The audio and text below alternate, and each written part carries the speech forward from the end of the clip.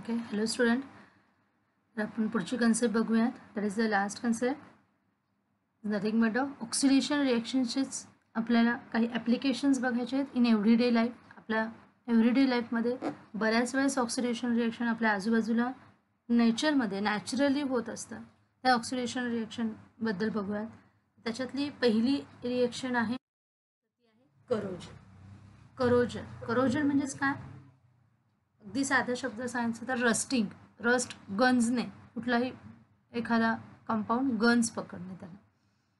पण करोजनची आपण जर अजून प्रॉपरली डेफिनेशन फक्त मग गंजने आपण हे फक्त लोखंडाच्याच बाबतीत बघतो, पण इथं करोजन म्हणजे बऱ्याचशा केमिकल कंपाऊंड्समध्ये इथे आपल्याला हे करोजन दिसून येतं. फक्त आयनमध्ये नाही. आयन म्हणजे लोखंडामध्ये फक्त नाही. लोखंडाला इंग्लिशमध्ये काय म्हणायचं आहे? आयन. फक्त आयनमध्ये नाही तर इतर सुद्धा ह्याच्यामध्ये अशा प्रकारचं गंज पकडला जातो. त्याच्यामध्ये काय आहे? करोजन होत असतं. मग ते कसं होतं ते एक्झॅक्टली आपण बघूया. It is an irreversible process. त्याची डेफिनेशन काय सांगता येईल? It is the irreversible process in which the metals deteriorates. म्हणजेच काय? डिटेरिओरेट्स म्हणजेच काय? त्याचा वरचा जो लेअर आहे तो डिटेरिओरेट होतो and turn into the other chemical compound. ते दुसऱ्या कंपाऊंडमध्ये टर्न होत आहेत. Like the oxides, sulphides, carbonate, hydroxides अशामध्ये त्यांचं काय होतं आहे? टर्न होतं आहे. ते कन्व्हर्ट होत आहेत.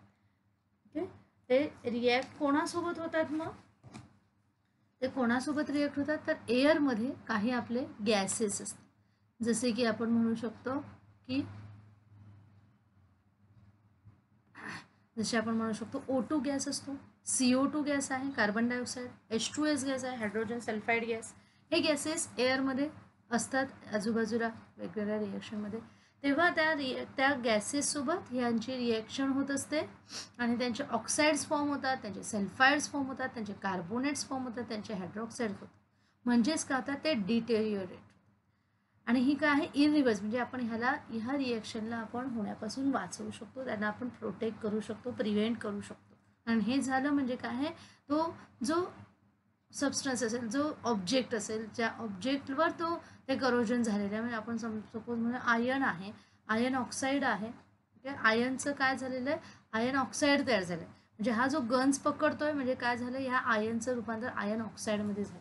मग गंजल्यानंतर त्या वस्तूला काही आहे का? त्या वस्तूचा उपयोग करता येणार आहे का? तर नाही, ती गेलीच. मग गंजू नये मात्र ह्याच्यासाठी मात्र आपण प्रिव्हेन्शन करू शकतो. कारण बऱ्याचशा गोष्टी आपल्या वस्तूंमध्ये रोजच्या अगदी म्हणजे गाड्या म्हटल्या तुम्ही, मोटरसायकल्स आहेत, सायकल्स आहेत, अगदी आपल्या दरवाजाच्या कडे कुलपं आपण म्हटले किंवा विंडोचे जे बारीमध्ये मध्ये बार्स असतात ते सुद्धा सगळं ते आपण लोखंडाचाच वापर तिथे जास्तीत जास्त असतो. मग ते जर आपण काय ओपनच असतं तिथे सगळीकडे एअर त्याला लागणारच आहे आणि एअरमधून स्लो प्रोसेस काय आहे पण तरी पण काही दिवसांनी का होईना ते काय गंजणारच आहे. मग तिथे गंजणार आहे, मग गंजल्यानंतर मग त्याला काय आहे? त्याला पर्याय नाही, ते काय आहे? वेस्ट जाणार, आपलं खराब होऊन जाणार, ते आपल्याला चेंज करण्याशिवाय जाणार. मग ते होऊ नये ह्याच्यासाठी मात्र आपल्याला आधी काळजी करता येईल. म्हणजेच काय आहे? त्याला आपल्याला पेंटिंग करायचं आहे, वरती पेंटचा लेअर द्यायचा आहे की जेणेकरून त्याची डायरेक्ट रिॲक्शन होणार नाही एअरसोबत, एअरमधले असलेल्या वेगवेगळ्या गॅसेससोबत, ऑक्सिजनसोबत, नंतर आपण CO2 सोबत त्यांची रिॲक्शन होणार नाही. त्यासाठी आपण प्रोटेक्ट करू शकतो. तसंच आणखीन एक आपण एक्झाम्पल बघितलं तर आहे कॉपर ऑक्साईड. कॉपर म्हणजे काय? तांबं. तांब्याची भांडी आपल्या घरात असतात. देवाची जी भांडी असतात तुमची, दामण वगैरे किंवा तांब्या असेल, पणीपात्र असेल, ते सगळं काय? कॉपर, तांब्याचं बनलेलं असतं. मग तांब्याची भांडी बघा काही दिवसांनी काळी पडतात. आधी अगदी छान, जेव्हा पितांबरीने आपण मस्त त्याला चकाचक करतो तेव्हा छान दिसतात ती. पण काही दिवसांनी काय ते त्याचा लेअरवरचा काय काळपट न पुन्हा आपल्याला त्याला काय पितांबरीने घासायला लागतं. मग ते काय होतात? पुन्हा एखाद दुसऱ्या दिवसांनी ते पुन्हा ते काळी पडलेले दिसतात. मग ते काय आहे? त्या कॉपरचं ऑक्साईड, त्याच्यावर जो लेअर तयार होतो तो काय आहे? ऑक्साईड लेअर, कॉपर ऑक्साईड तिथे तयार झालेलं असतं. त्या कॉपरची वरचा जो लेअर आहे त्या कॉपरची काय आहे? ऑक्सिजनसोबत रिॲक्शन होते आणि त्याच्यामुळे तो काळपट रंग त्याचा तिथे आपल्याला आलेला दिसतो. ओके, तसंच आपण बघायला गेलो तर अजून एक रिॲक्शन, अजून एक आहे example, that is the copper carbonate. आपण जर असे रॉड्स बघितले काही कॉपरचे, ते कार्बोनेटवरती लेअर असतो जरा चमकणारा लेअर असेल, बार्स आपण म्हणू शकतो आपल्या ह्याचे, तर त्याच्यावर पण काही दिवसांनी काय आहे कार्बोनेट म्हणजे काय कार्बन डायऑक्साईड सोबत त्याची रिएक्शन झाली, तर ते काय आहे कॉपर कार्बोनेट सारखे त्याच्यावर काय आहे ले बघा हा कसा कलर आहे आपल्याला थोडासा ब्ल्यूइश इकडे असं असा दिसून येतो, बरोबर आहे. तसंच आणखीन एक तुम्हाला एक्झाम्पल सांगितलं तर बघा हे आहे, हे आपल्याला ही स्टॅच्यू आपल्याला आपल्या 7 आश्चर्यांमधली आपल्याला ही आश्चर्य आहे, बरोबर आहे. त्यांच्यामधली ही जी स्टॅच्यू आहे हिचा आत्ता सध्या असलेला कलर हा कॉपर कार्बोनेटमुळे झाला. का बरं? जर तुम्ही बघितली ती सुरुवातीचं जर तुम्ही हिस्ट्रीमध्ये त्याचा कलर जर कधी बघितला असेल तर तुम्हाला त्याचा कलर बघा असा दिसून येणार आहे, असा असा होता तो. म्हणजे खरं तर ही स्टॅच्यू जी आहे ती कशापासून आतमध्ये त्याला आयर्न स्टील्स वगैरे सगळं आहे, पण वरचा जो आउटर लेअर आहे तो कॉपरचा बनलेला आहे. आणि तो कॉपर काय आहे अशा प्रकारे दिसतो थोडासा, हा ओरिजिनल कॉपर म्हणजे सुरुवातीला जेव्हा बनवल्या गेली होती ही तेव्हा ही अशा प्रकारची होती. पण आता एअरमधल्या काय आहे वेगवेगळ्या ह्याच्याशी तिचं काय रिॲक्शन झाली, वेगवेगळं पोल्युटेड गॅसेससोबत तिची रिॲक्शन झाली आणि त्याच्यामुळे आत्ताचा कलर तिचा आपल्याला बदललेला दिसतो. दिस इज द असा आपल्याला ग्रीनिश ब्ल्यूइश असा त्याचा कलर झालेला दिसतो, बिकॉज दॅट तिथं काय झालेलं आहे थोडंसं करोजन झालेलं आपल्याला दिसून येणार आहे. ओके, म्हणजे इथं सुद्धा करोजन झालेलं आहे पोल्युशनमुळे. आता बघा पुढचं आहे, आपण अजून एक्झाम्पल घेऊ शकतो सिल्वरचे कॉईन्स, चांदीचे कॉईन्स, सिल्वर म्हणजे चांदी.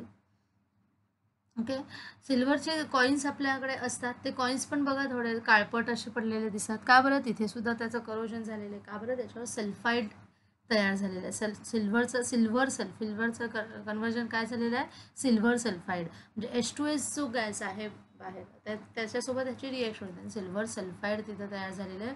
त्याच्यामुळे ते आपल्याला ते काळपट ते सुद्धा आपल्याला रिमूव्ह करता येतो तो काळपटपणा. चांदीची जर आपण भांडी म्हटले किंवा चांदीचे दागिने जे आहे ते आपण जरा स्वच्छ केले, त्याचं सोल्युशन पण असतं, किंवा आपण अगदी ह्याचं कोलगेट जे आहे त्याने जर आपण जरा त्याला थोडंसं घासलं तर ते काय थोडेसे चांदीचा कलर त्याला पुन्हा येतो. हे आपण घरगुती काही उपाय करत असतो, पण त्याचं सोल्युशन सुद्धा. ओके, आपण रस्टिंग ऑफ आयर्न बघूया. ॲक्च्युली तुम्हाला क्वेश्चन ऑफ एक्सरसाइजमध्ये क्वेश्चन नंबर 5 मध्ये पण बघा एक जी डायग्राम दिलेली आहे, observe the following picture, write down the chemical reaction with explanation. That is the nothing but the rusting of iron.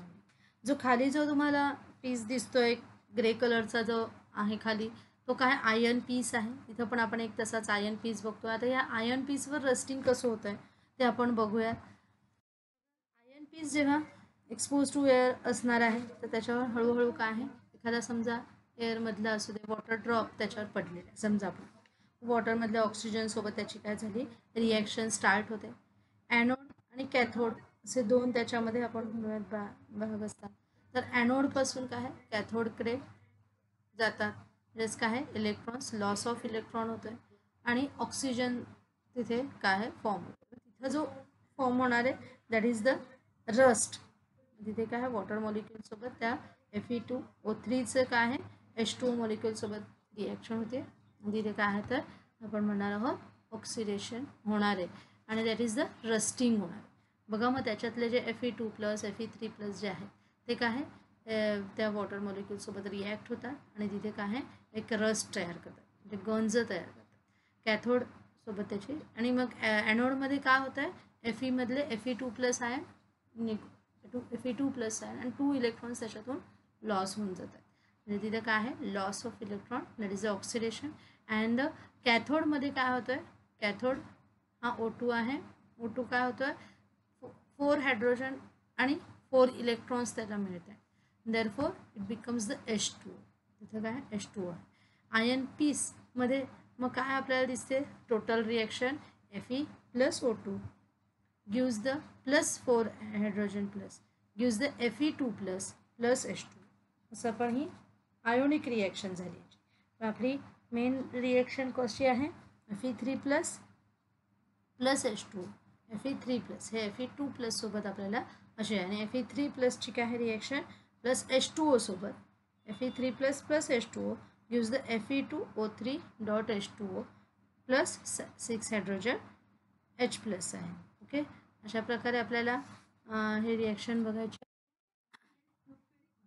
त्याच्यामध्ये घडून येणारी ही रिएक्शन आपल्याला अशा प्रकारे म्हणजेच ती आपल्याला Fe2+ ही सुद्धा आपण रिएक्शन बघू शकतो.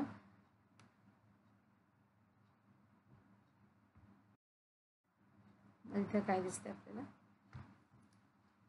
किंवा अदर फॅट्स कंटेनिंग स्नॅक्स असतील काही जे आपण बरेच दिवस झाले स्टोअर ठेवलेले आहेत किचनमध्ये कबर्डमध्ये फॉर अ मंथ अगदी महिन्याच्या वर आपला तो तसाच राहिलेला आहे. आपल्या त्याच्याकडे लक्ष गेलं नाही, आपण आपल्याकडून ते खाल्ल्या गेलं नाही. ते काय होणार आहे मग काही दिवसांनी फाऊल ऑर्डर त्याच्यातून एक विचित्र असा ऑर्डर घाणेरडा ऑर्डर त्याच्यातून वास येणार आहे. आणि त्यात म्हणजेच काय झालं आहे तिथं काय happen the food is said to be the rancid. ते फूड स्पॉईल झालेलं आहे, ते फूड रॅन्सिड झालेलं आहे, स्पॉईल झालं खराब झालेलं आहे. लक्षात आहे म्हणजेच काय rancid food is thus the spoil food which becomes unsuitable for consumption. ते आपल्याला खाण्यासाठी योग्य नाही, खाणं योग्य नाही, त्याच्याने आपल्याला वेगवेगळे रोग होऊ शकतात. Food turns rancid when the fats and oils within them get oxidise. का बरं रॅन्सिड होतात? कारण त्याच्यामध्ये असलेले जे फॅट्स आणि ऑइल्स असतात ते त्यांचं ऑक्सिडेशन होतात आणि and the taste and smell of the food changes. त्याच्यामुळे त्या ऑइल्सचं काय आहे ऑक्सिडेशन झाल्यामुळे त्याची स्मेल, त्याची ऑर्डर जी काही आहे ती काय आहे किंवा त्याची टेस्ट म्हटलं तर ती सगळी खराब झालेली असते आणि ती काय आहे आपल्या डायजेशन सिस्टीमला अतिशय पूर्णपणे हानिकारक आहे. लक्षात आलं आहे. म्हणजे अशा प्रकारे आपल्याला दोन्हीही एक्झाम्पल आपण बघायला गेलो तर काय आहे रॅन्सिडिटी आणि करोजन या दोन्ही पण आपल्याला कन्सेप्ट लक्षात घ्यायचे आहे. त्याचप्रमाणे बघा मग हे करोजन असू दे किंवा रॅन्सिडिटी असू दे हे आपल्याला काय जर प्रिव्हेंट करायचे असेल तर काही आपल्याला मेथड्स आपल्याला माहिती पाहिजे. Adding the antioxidants which that is the substances which prevent the oxidation to the food.